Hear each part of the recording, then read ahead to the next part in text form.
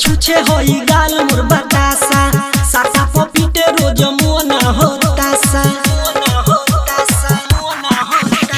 रह जाता छुछे होई गाल मोर बतासा सासा पपीटे रोज मोना होतासा आज ले जवानी हमर कहियो न टोका रे मिलल भातार मोरा बोका रे जवानी होके रह जाता चोखा रे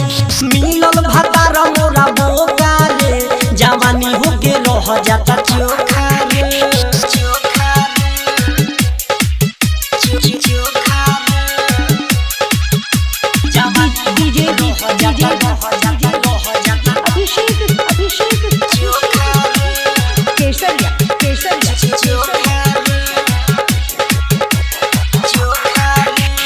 चढ़ल जवानी मोरा बेधता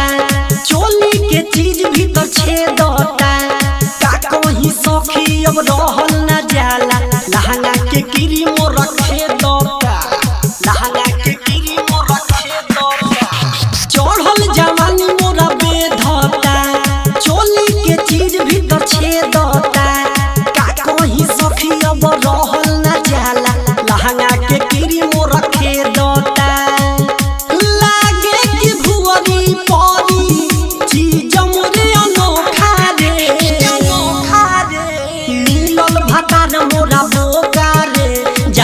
होके रह जाता चोखा रे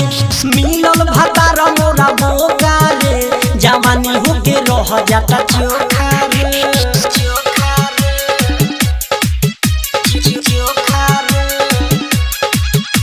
जवानी डीजे रह जाता अभिषेक केसरिया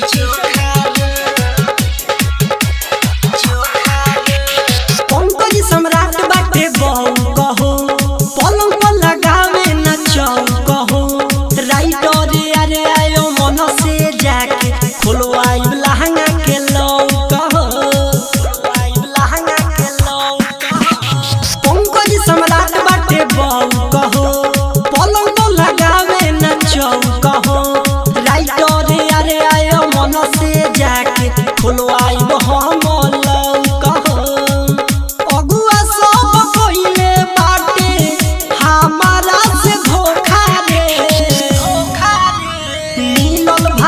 मोरा बोका रे जवानी होके रह जाता चोखा रे मिलल भातार मोरा बोका रे जवानी होके रह जाता चोखा रे पीएस रिकॉर्डिंग स्टूडियो केसरिया जवानी होके रह जाता चोखा रे।